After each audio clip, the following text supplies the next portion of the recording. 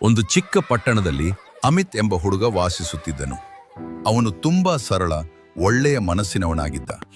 ಅವನಿಗೆ ಹೆಚ್ಚು ಸ್ನೇಹಿತರು ಇರಲಿಲ್ಲ, ಆದರೆ ಅವನು ಯಾವಾಗಲೂ ಒಬ್ಬ ಒಳ್ಳೆಯ ಸ್ನೇಹಿತನಿಗಾಗಿ ಕಾಯುತ್ತಿದ್ದ.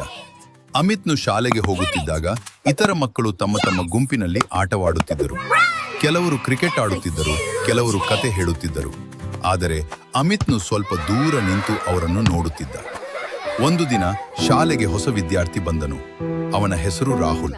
ಅವನು ತುಂಬಾ ಹಾಸ್ಯಮಯ ಮತ್ತು ಸ್ನೇಹಪರ. ಶಿಕ್ಷಕರು ಅವನನ್ನು ಕ್ಲಾಸಿಗೆ ಪರಿಚಯಿಸಿದರು. ಬ್ರೇಕ್ ಸಮಯದಲ್ಲಿ ರಾಹುಲ್ ಎಲ್ಲರ ಜೊತೆಗೆ ಮಾತಾಡಲು ಪ್ರಯತ್ನಿಸುತ್ತಿದ್ದ. ಆಗ ಅವನು ಒಬ್ಬನೇ ನಿಂತಿದ್ದ ಅಮಿತ್ನು ಗಮನಿಸಿದ. ಹಾಯ್, ನಾನು ರಾಹುಲ್, ನಿನ್ನ ಹೆಸರೇನು ಎಂದು ಕೇಳಿದ. ಅಮಿತ್ ಸ್ವಲ್ಪ ಸಂಕೋಚದಿಂದ ಹೇಳಿದ, ನಾನು ಅಮಿತ್. ಅದರಿಂದ ಅವರ ಸ್ನೇಹ ಆರಂಭವಾಯಿತು. ದಿನಗಳು ಕಳೆದಂತೆ ಅವರು ಇಬ್ಬರೂ ಒಟ್ಟಿಗೆ ಊಟ ಮಾಡುತ್ತಿದ್ದರು, ಆಟವಾಡುತ್ತಿದ್ದರು ಮತ್ತು ಓದುತ್ತಿದ್ದರು. ಸ್ವಲ್ಪ ದಿನಗಳಲ್ಲಿ ಅವರ ಗುಂಪಿಗೆ ಇನ್ನೂ ಇಬ್ಬರು ಸೇರಿದರು, ಸ್ನೇಹ ಮತ್ತು ಅರ್ಜುನ್. ಸ್ನೇಹ ತುಂಬಾ ಬುದ್ಧಿವಂತಳು, ಅರ್ಜುನ್ ತುಂಬಾ ಹಾಸ್ಯಪ್ರಿಯ. ಇವರು ನಾಲ್ವರು ಒಟ್ಟಿಗೆ ಇದ್ದಾಗ ಎಲ್ಲವೂ ಸಂತೋಷವಾಗಿತ್ತು. ಶಾಲೆಯಲ್ಲೇ ಅವರು ಬೆಸ್ಟ್ ಫ್ರೆಂಡ್ಸ್ ಎಂದು ಪ್ರಸಿದ್ಧ. ಕಷ್ಟದ ಸಮಯ. ಒಂದು ದಿನ ಶಾಲೆಯಲ್ಲಿ ಒಂದು ಸ್ಪರ್ಧೆ ನಡೆಯಿತು, ಸೈನ್ಸ್ ಪ್ರಾಜೆಕ್ಟ್ ಕಾಂಪಿಟಿಷನ್. ಎಲ್ಲ ವಿದ್ಯಾರ್ಥಿಗಳು ತಮ್ಮ ತಮ್ಮ ಗುಂಪಿನಲ್ಲಿ ಭಾಗವಹಿಸಬೇಕಿತ್ತು. ಅಮಿತ್ ಮತ್ತು ಅವನ ಸ್ನೇಹಿತರು ಕೂಡ ಒಂದು ಗುಂಪಾಗಿ ಸ್ಪರ್ಧೆಗೆ ಹೆಸರು ನೋಂದಾಯಿಸಿದರು. ಅವರು ಒಂದು ಈಕೋ ಫ್ರೆಂಡ್ಲಿ ಸಿಟಿ ಮಾಡೆಲ್ ಮಾಡೋದು ತೀರ್ಮಾನಿಸಿದರು. ಮೊದಲ ಕೆಲವು ದಿನಗಳು ತುಂಬಾ ಚೆನ್ನಾಗಿತ್ತು. ಎಲ್ಲರೂ ತಮ್ಮ ಕೆಲಸ ಮಾಡ್ತಿದ್ದರು. ಆದರೆ ನಿಧಾನವಾಗಿ ಸಮಸ್ಯೆಗಳು ಶುರುವಾದವು. ಅರ್ಜುನ್ ಕೆಲಸವನ್ನು ಸೀರಿಯಸ್ ಆಗಿ ತೆಗೆದುಕೊಳ್ಳಲಿಲ್ಲ. ರಾಹುಲ್ ಕೆಲವೊಮ್ಮೆ ಸಮಯಕ್ಕೆ ಬರಲಿಲ್ಲ. ಸ್ನೇಹ ಒಬ್ಬಳೇ ಎಲ್ಲ ಕೆಲಸ ಮಾಡುತ್ತಿರುವಂತೆ ಅನುಭವಿಸಿತು. ಒಂದು ದಿನ ಸ್ನೇಹ ಕೋಪದಿಂದ ಹೇಳಿತು, ನಾನು ಒಬ್ಬಳೇ ಕೆಲಸ ಮಾಡ್ತಾ ಇದ್ದೀನಿ, ನೀವು ಯಾರೂ ಸಹಾಯ ಮಾಡ್ತಿಲ್ಲ. ಅರ್ಜುನ್ ಹೇಳಿದ, ನಾನು ಮೋಜು ಮಾಡ್ತಿದ್ದೀನಿ ಅಷ್ಟೇ, ಯಾಕೆ ಇಷ್ಟು ಸೀರಿಯಸ್ ಆಗ್ಬೇಕು? ರಾಹುಲ್ ಕೂಡ ಮೌನವಾಗಿದ್ದದ್ದ. ಅಮಿತ್ ಎಲ್ಲರ ಮಾತು ಕೇಳಿ ದುಃಖಪಟ್ಟ. ಅವನಿಗೆ ತನ್ನ ಸ್ನೇಹಿತರು ಜಗಳ ಮಾಡ್ತಿರುವುದು ಇಷ್ಟವಾಗಲಿಲ್ಲ. ಸ್ನೇಹದಲ್ಲಿ ಬಿರುಕು. ಅದರ ನಂತರ ಕೆಲ ದಿನಗಳು ಅವರು ಒಟ್ಟಿಗೆ ಮಾತಾಡಲಿಲ್ಲ. ಶಾಲೆಯಲ್ಲೂ ಪ್ರತ್ಯೇಕವಾಗಿ ಕುಳಿತರು. ಅಮಿತ್ ತುಂಬಾ ಬೇಸರಗೊಂಡ. ಅವನು ಯೋಚಿಸಿದ, ನಮ್ಮ ಸ್ನೇಹ ಇಷ್ಟೇ ಅಂತ ಮುಗಿದು ಹೋಗ್ತದೆಯಾ? ಒಂದು ದಿನ ಅಮಿತ್ ಎಲ್ಲರನ್ನೂ ಮತ್ತೆ ಸೇರಿಸಲು ನಿರ್ಧರಿಸಿದ. ಅವನು ರಾಹುಲ್, ಸ್ನೇಹ ಮತ್ತು ಅರ್ಜುನ್ರನ್ನು ಶಾಲೆಯ ಮೈದಾನಕ್ಕೆ ಕರೆದನು. ಅಮಿತ್ ನಿಧಾನವಾಗಿ ಹೇಳಿದ, ನಾವು ಎಲ್ಲರೂ ತಪ್ಪು ಮಾಡಿದ್ದೇವೆ, ಆದರೆ ನಾವು ಸ್ನೇಹಿತರು ಅಲ್ಲವಾ? ನಾವು ಮತ್ತೆ ಒಟ್ಟಿಗೆ ಕೆಲಸ ಮಾಡೋಣ. ಸ್ವಲ್ಪ ಸಮಯ ಮೌನ ಇತ್ತು.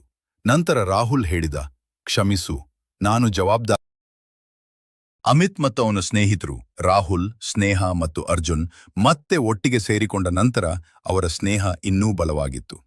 ಅವರು ಈಗ ಪ್ರತಿಯೊಂದು ಕೆಲಸವನ್ನು ಒಟ್ಟಿಗೆ ಮಾಡುತ್ತಿದ್ದರು. ಒಂದು ದಿನ ಶಾಲೆಯಲ್ಲಿ ಹೊಸ ಘೋಷಣೆ ಬಂದಿತು. ಈ ವಾರ ಸ್ಕೂಲ್ ಟ್ಯಾಲೆಂಟ್ ಫೆಸ್ಟ್ ನಡೆಯಲಿದೆ ಎಂದು ಶಿಕ್ಷಕರು ಹೇಳಿದರು. ಎಲ್ಲ ವಿದ್ಯಾರ್ಥಿಗಳು ಖುಷಿಯಿಂದ ಕೂಗಿದರು. ಹಾಡು, ನೃತ್ಯ, ನಾಟಕ, ಚಿತ್ರಕಲೆ ಎಲ್ಲವೂ ಇದ್ದವು. ರಾಹುಲ್ ತಕ್ಷಣ ಹೇಳಿದ, ನಾವು ಕೂಡ ಭಾಗವಹಿಸೋಣ. ಅರ್ಜುನ್ ಹಾಸ್ಯವಾಗಿ ಹೇಳಿದ, ನಾನು ಡ್ಯಾನ್ಸ್ ಮಾಡ್ತೀನಿ. ಸ್ನೇಹ ನಗುತ್ತಾ ಹೇಳಿತು, ನಾವು ಒಂದು ನಾಟಕ ಮಾಡೋಣ, ಅದರಲ್ಲಿ ಸ್ನೇಹದ ಕಥೆ ಇರ್ಲಿ. ಅಮಿತ್ ಯೋಚಿಸಿ ಹೇಳಿದ, ಹೌದು, ನಮ್ಮ ಸ್ನೇಹದ ಕಥೆನೇ ನಾವು ನಾಟಕದಲ್ಲಿ ತೋರಿಸೋಣ.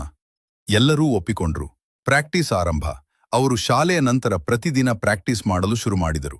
ಅಮಿತ್ ಕಥೆ ಬರೆಯುತ್ತಿದ್ದ, ಸ್ನೇಹ ಡೈಲಾಗ್ಸ್ಗಳನ್ನು ತಯಾರಿಸುತ್ತಿದ್ದಳು. ರಾಹುಲ್ ಮತ್ತು ಅರ್ಜುನ್ ನಟಿಸುತ್ತಿದ್ದರು. ಮೊದಲ ಕೆಲವು ದಿನಗಳು ಎಲ್ಲವೂ ಚೆನ್ನಾಗಿತ್ತು, ಆದರೆ ನಿಧಾನವಾಗಿ ಮತ್ತೆ ಸಮಸ್ಯೆಗಳು ಶುರುವಾದವು. ಅರ್ಜುನ್ ತನ್ನ ಡೈಲಾಗ್ಸ್ಗಳನ್ನು ಮರೆಯುತ್ತಿದ್ದ. ರಾಹುಲ್ ಕೆಲವೊಮ್ಮೆ ತರವಾಗಿ ಬರುತ್ತಿದ್ದ. ಸ್ನೇಹ ಮತ್ತೆ ಕೋಪಗೊಂಡಳು. ಒಂದು ದಿನ ಪ್ರಾಕ್ಟೀಸ್ ವೇಳೆ ಅರ್ಜುನ್ ಡೈಲಾಗ್ ಮರೆತು ನಿಂತಾಗ ಸ್ನೇಹ ಕೋಪದಿಂದ ಹೇಳಿತು, ಇದು ಸೀರಿಯಸ್, ಹೀಗೆ ಮಾಡಿದ್ರೆ ನಾವು ಹೇಗೆ ಗೆಲ್ಲೋದು?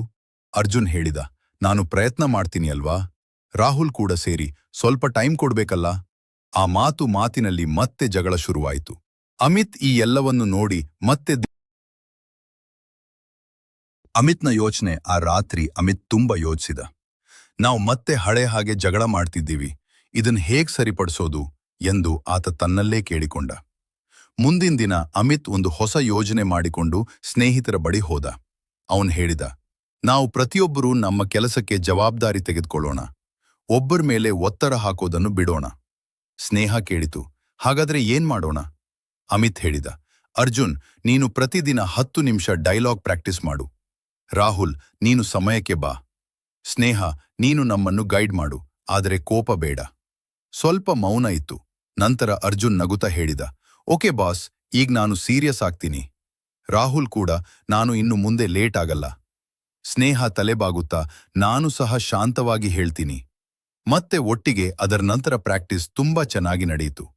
ಅರ್ಜುನ್ ತನ್ನ ಡೈಲಾಗ್ಗಳನ್ನು ಪರ್ಫೆಕ್ಟ್ ಆಗಿ ಹೇಳುತ್ತಿದ್ದ. ರಾಹುಲ್ ಸಮಯಕ್ಕೆ ಬರುತ್ತಿದ್ದ. ಸ್ನೇಹ ಎಲ್ಲರನ್ನೂ ಪ್ರೋತ್ಸಾಹಿಸುತ್ತಿದ್ದಳು. ಅಮಿತ್ ಎಲ್ಲವನ್ನೂ ಸಮತೋಲನದಲ್ಲಿ ಇಡುತ್ತಿದ್ದ. ಅವರು ನಗುತ್ತಾ ಆನಂದಿಸುತ್ತಾ ಪ್ರಾಕ್ಟೀಸ್ ಮಾಡಿದರು. ದೊಡ್ಡ ದಿನ, ಟ್ಯಾಲೆಂಟ್ ಫೆಸ್ಟ್ ದಿನ ಬಂತು. ವೇದಿಕೆಯಲ್ಲಿ ಅವರು ನಿಂತಾಗ ಮೊದಲಿಗೆ ಸ್ವಲ್ಪ ಟೆನ್ಷನ್ ಇತ್ತು. ಆದರೆ ಅಮಿತ್ ನಿಧಾನವಾಗಿ ಹೇಳಿದ, ನಾವು ಸ್ನೇಹಿತರು, ನಾವು ಮಾಡ್ತೀವಿ. ಅವರು ನಾಟಕ ಶುರು ಮಾಡಿದ್ರು. ಅವರ ಅಭಿನಯ ಎಲ್ಲರ ಮನ ಗೆದ್ದಿತು. ಸ್ನೇಹ, ಜಗಳ ಮತ್ತೆ ಒಟ್ಟಿಗೆ ಸೇರುವ ಕಥೆ ಎಲ್ಲವೂ ತುಂಬಾ ನೈಜವಾಗಿತ್ತು.